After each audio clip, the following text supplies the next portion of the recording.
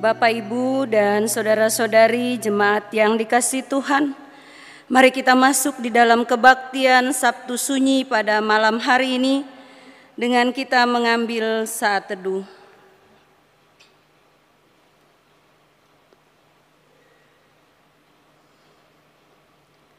Dalam memaknai peristiwa sesudah kematiannya, kita mengingat tubuhnya terbaring dalam kubur dengan luka cambuk, bekas paku pada tangannya, dan adanya tikaman tombak di lambungnya, menyebabkan tubuhnya terbaring dalam kesunyian yang begitu pekat. Tidak ada lagi teriakan salibkan dia, atau tidak ada lagi suara nyaring darinya, Eli, Eli lama sabatani. Dengan keheningan itu, mari kita berdoa dan menyandingkan dengan pujian.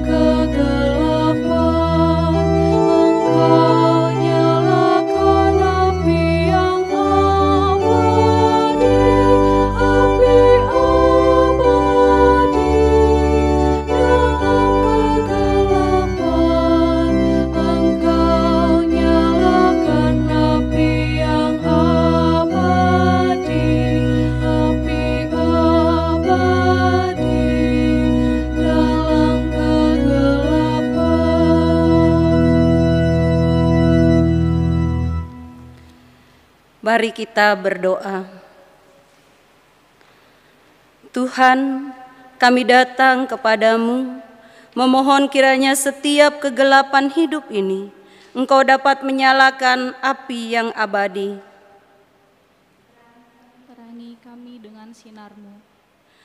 Dalam sinar-Mu kami rindu mengagungkan dan memuji. Terpujilah Tuhan di bumi dan di surga. Amin. Amin.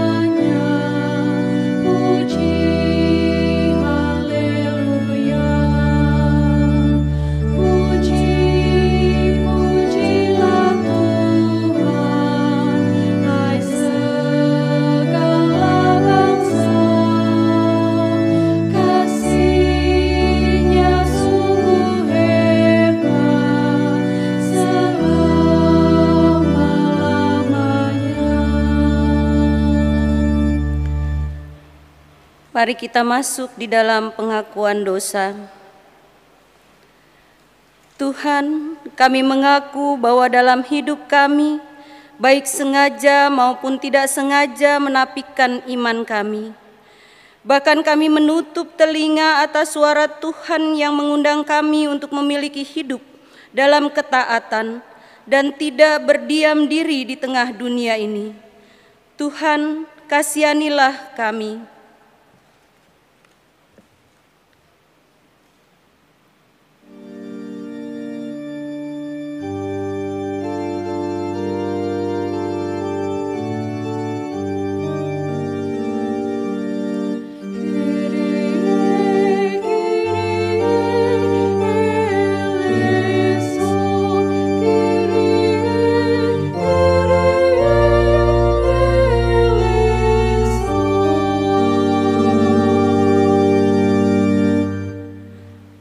Tuhan, dalam dunia ini kami tidak mau melawan dan lebih memilih berdiam diri di dalam dosa.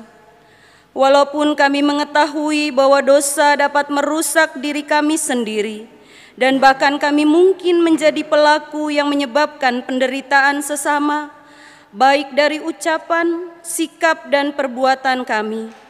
Tuhan, kasihanilah kami.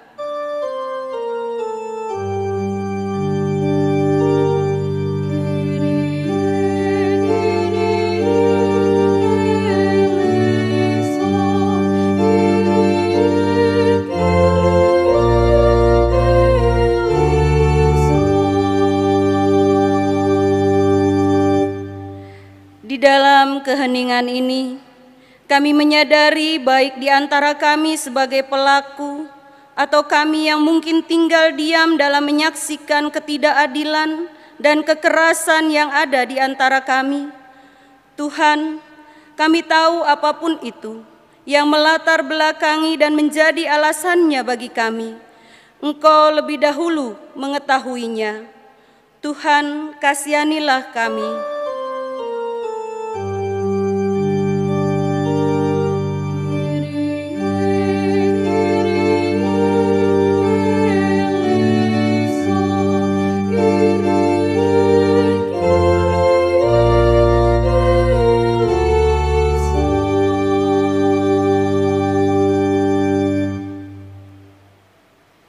Ketika kami memilih berdiam diri, bahkan asik dengan kesibukan pribadi, dan menutup mata atas penderitaan sesama, secara tidak langsung kami tidak mampu menjadi garam dan terang dunia yang dapat memberikan rasa dan membuka mata sesama, bahwa di tengah penderitaan, Allah adalah sumber pengharapan dan kekuatan.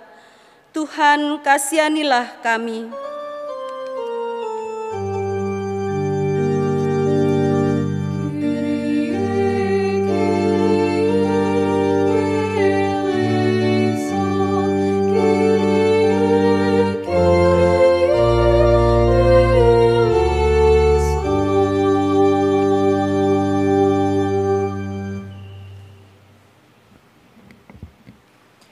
Tuhan adalah penyayang dan pengasih, panjang sabar dan berlimpah kasih setia.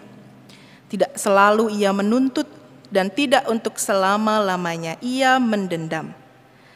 Tidak dilakukannya kepada kita setimpal dengan dosa kita, dan tidak dibalasnya kepada kita setimpal dengan kesalahan kita. Tetapi setinggi langit di atas bumi, demikian besarnya kasih setianya atas orang-orang yang takut akan Dia. Sejauh timur dari barat, demikian dijauhkannya daripada kita pelanggaran kita. Seperti Bapa sayang kepada anak-anaknya, demikian Tuhan sayang kepada orang-orang yang takut akan Dia. Sebab Dia sendiri tahu apa kita, Dia ingat bahwa kita ini debu. Demikianlah berita anugerah dari Allah. Damai sejahtera Allah besertamu. Dan besertamu juga.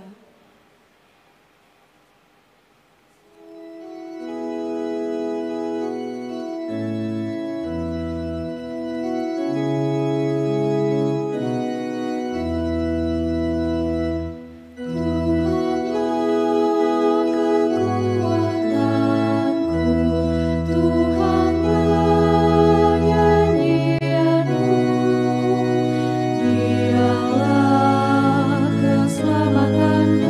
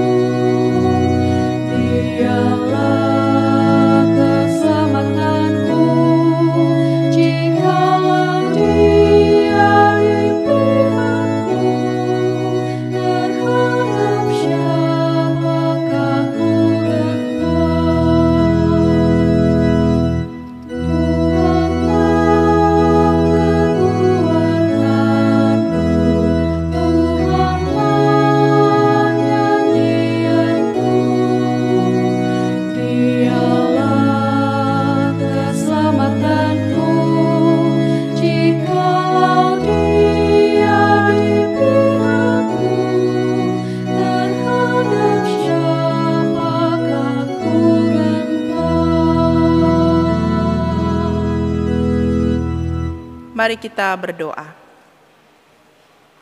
Dalam heningnya kami saat ini, kami percaya Engkau menguatkan kami. Firman-Mu meneguhkan iman kami, membuat kami percaya kami tidak seorang diri. Kuatkan kami, mampukan kami menjadi pelaku firman-Mu. Terpujilah Kristus. Amin.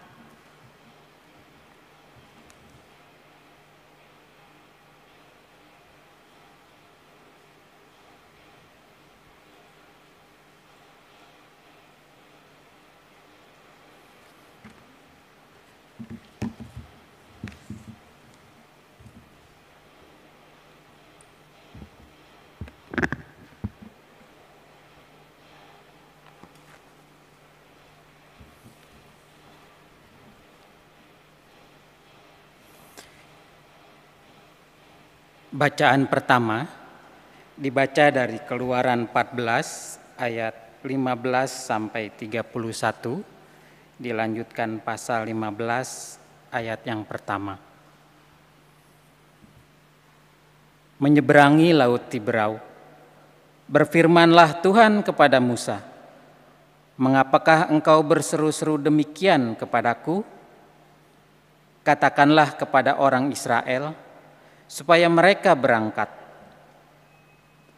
Dan engkau angkatlah tongkatmu dan ulurkanlah tanganmu ke atas laut dan belahlah airnya, sehingga orang Israel akan berjalan dari tengah-tengah laut di tempat kering.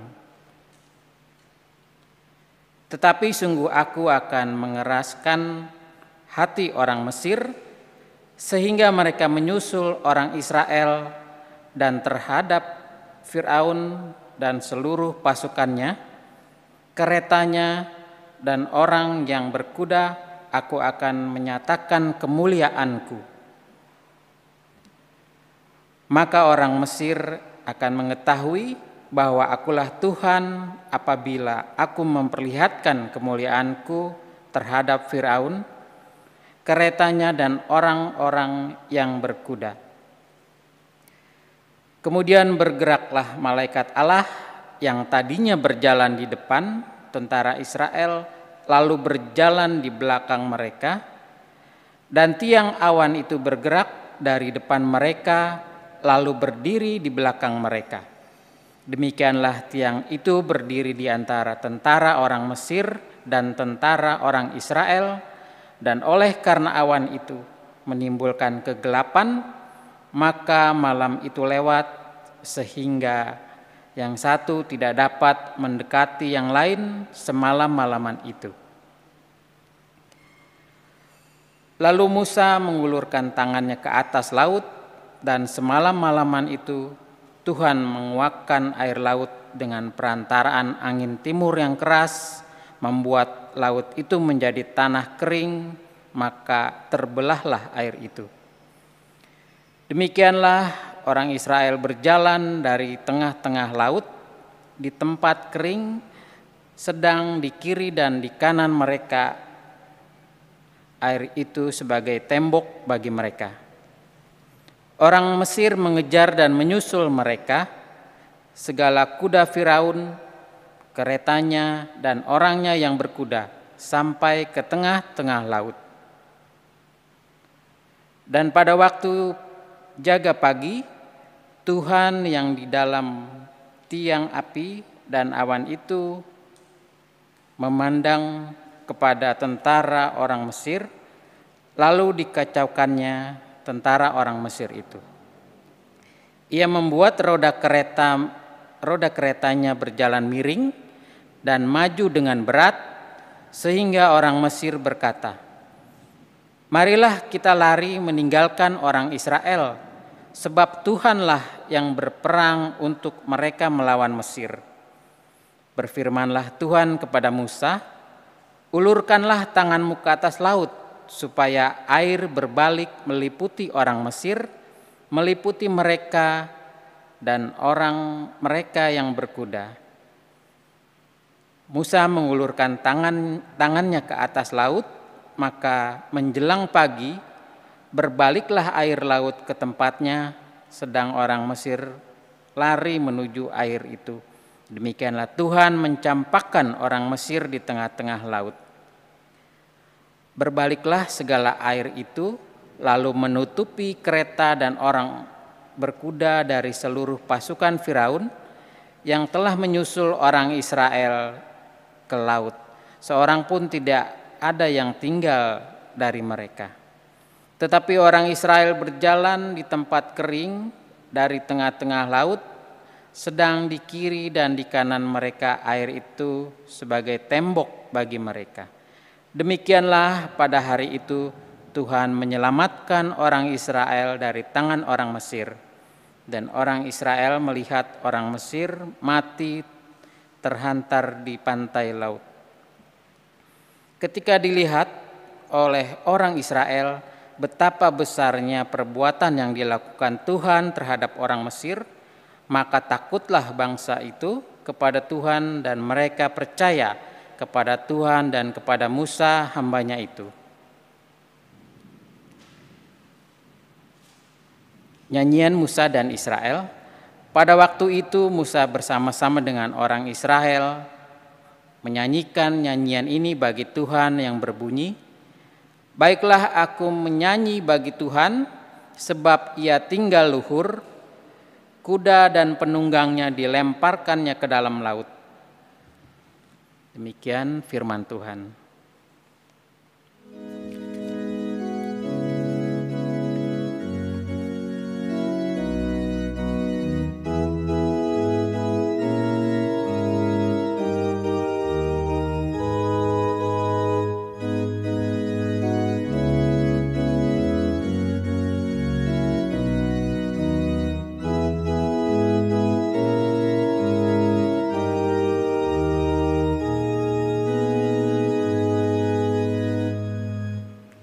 Jemaat yang terkasih, marilah kita membaca Mazmur secara berbalasan yang terambil dari Mazmur 15 ayat 1 sampai 5. Tuhan, siapa yang boleh menumpang dalam kemah-Mu? Siapa yang boleh diam di gunung-Mu yang kudus? Yaitu Dia yang berlaku tidak bercela, yang melakukan apa yang adil dan yang mengatakan kebenaran dengan segenap hatinya, yang tidak menyebarkan fitnah dengan lidahnya, yang tidak berbuat jahat terhadap temannya dan yang tidak menimpakan cela kepada tetangganya, yang memandang hina orang yang tersingkir, tetapi memuliakan orang yang takut akan Tuhan, yang berpegang pada sumpah walaupun rugi, yang tidak meminjamkan uangnya dengan makan riba, dan tidak menerima suap melawan orang yang tak bersalah. Siapa yang berlaku demikian tidak akan goyah selama-lamanya.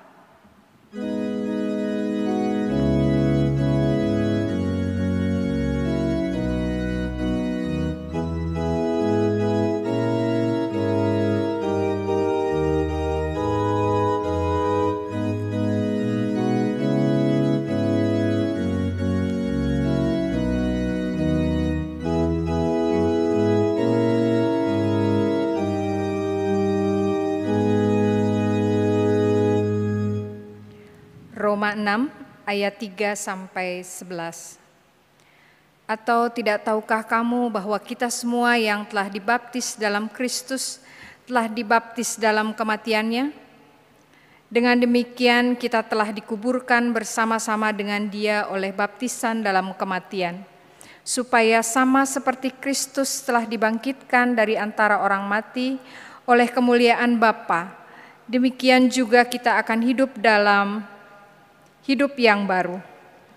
Sebab jika kita telah menjadi satu dengan apa yang sama dengan kematiannya, kita juga akan menjadi satu dengan apa yang sama dengan kebangkitannya.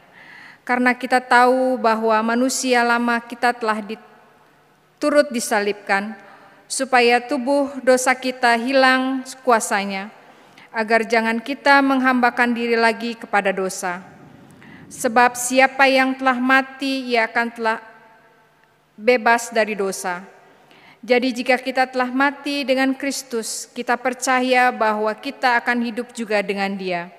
Karena kita tahu bahwa Kristus sesudah ia bangkit dari antara orang mati, tidak mati lagi, maut tidak berkuasa lagi atas dia.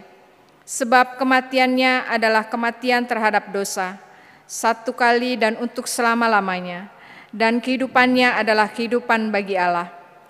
Demikianlah hendaknya kamu memandangnya, bahwa kamu telah mati bagi dosa, tetapi kamu hidup bagi Allah dalam Kristus Yesus.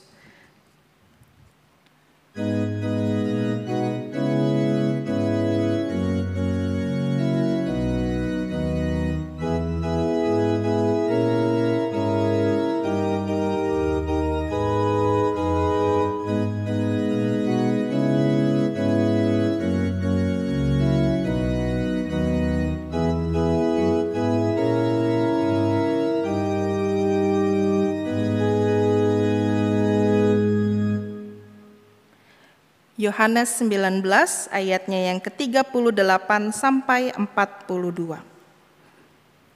Sesudah itu Yusuf dari Arimatea, ia murid Yesus, tetapi sembunyi-sembunyi karena takut kepada orang-orang Yahudi, meminta kepada Pilatus supaya ia diperbolehkan menurunkan mayat Yesus. Dan Pilatus meluluskan permintaannya itu. Lalu datanglah ia dan menurunkan mayat itu.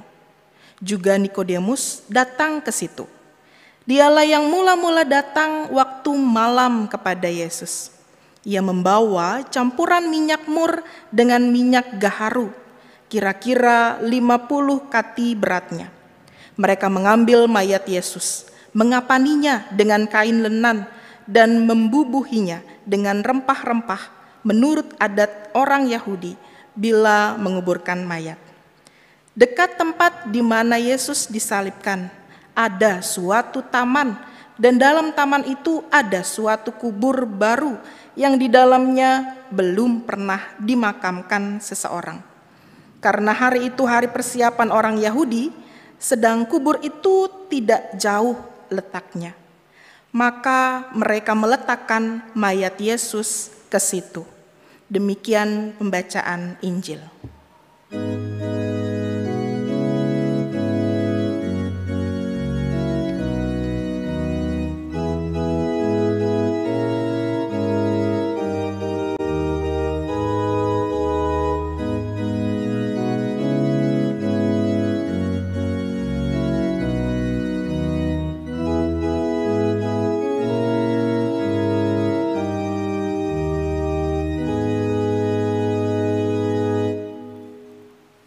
Bapak, Ibu, Saudara yang terkasih, dalam lemah tubuh sebagai manusia, Yesus menghadapi kematiannya. Dalam kesendirian, gelap, tanpa ada yang menemani, Yesus pun merasakan diam. Tak ada lagi terdengar keramaian, luapan emosi untuk menyalibkan dia. Sunyi, sepi. Kini dalam kesunyian kita merasakan arti sebuah diam. Diam yang tidak sekadar diam. Diam yang bukan tanpa makna. Tetapi diam yang menyelamatkan. Diam yang meneguhkan iman. Walau tanpa aksi, diam pun bisa penuh arti. Saudaraku yang terkasih, renungkanlah dalam diri kita masing-masing. Kita pun perlu menikmati diam. Merenungkan pertolongan Tuhan dalam harapan akan keadaan yang lebih baik. Dunia yang pulih dari pandemi COVID-19. Negeri yang tentram dari permusuhan, teror bom, dan radikalisme agama.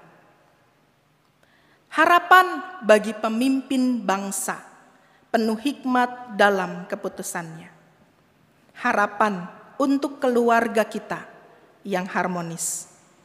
Harapan untuk gereja yang penuh kasih pada sesama. Dalam diam, Tuhan ada. Tuhan memberikan kasih-Nya bagi dunia. Tuhan memberkati kita semua. Amin. Saudaraku, mari kita mempersiapkan diri dalam doa. Bagi setiap kita diberikan waktu untuk berdoa secara pribadi. Dan dalam doa pribadi kita masing-masing, dalam situasi yang teduh ini, kita datang kepada Tuhan, memohon pertolongannya. Kita berdoa secara pribadi dan diiringi instrumen musik.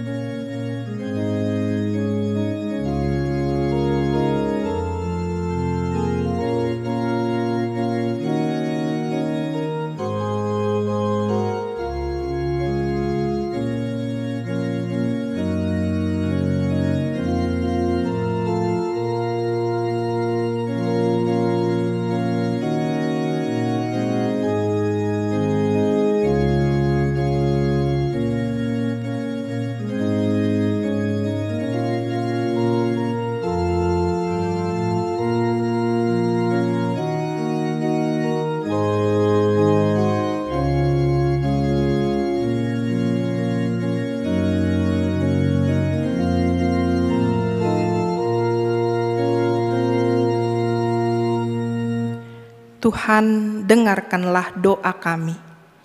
Tuhan, kami percaya Engkau memberikan kepada kami hikmat untuk melakukan yang terbaik. Dalam keheningan saat ini, Engkau memberikan kemenangan. Kiranya kami dapat dimampukan menjadi anak-anak-Mu yang penuh dengan kasih, menjadi terang, bahkan memiliki keyakinan iman, selalu bertumbuh di dalam Engkau, ya Tuhan. Yakin bahwa Engkau selalu hadir dalam setiap kehidupan kami, sehingga kami terus memiliki pengharapan untuk keluarga yang lebih baik, gereja, bangsa, dan negara yang lebih baik lagi dari hari ke hari. Ini doa kami, dan bersama kami akan menaikkan doa Bapa kami. Bapa kami yang di sorga, dikuduskanlah nama-Mu, datanglah kerajaan-Mu, jadilah kehendak-Mu di bumi seperti di sorga.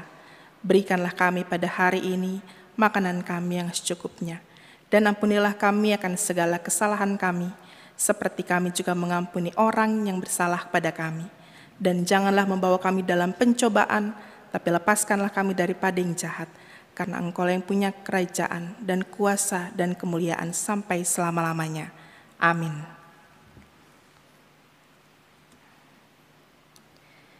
Yesus Kristus yang sudah mati itu tidak akan selamanya Dia tinggal diam dalam kubur.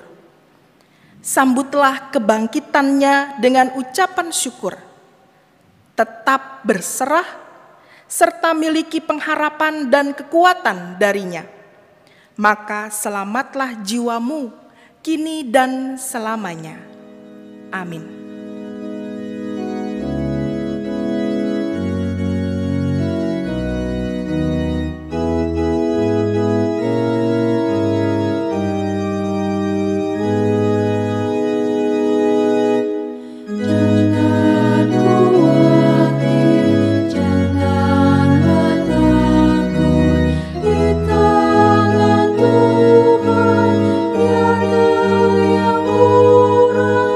Jangan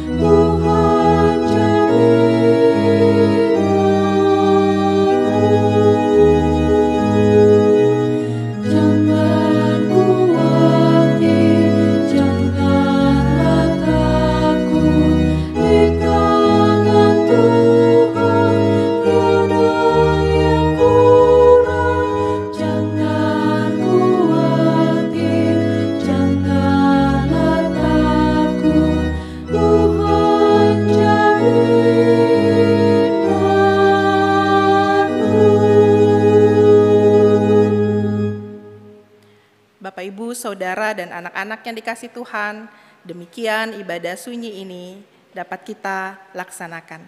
Tuhan memberkati kita semua.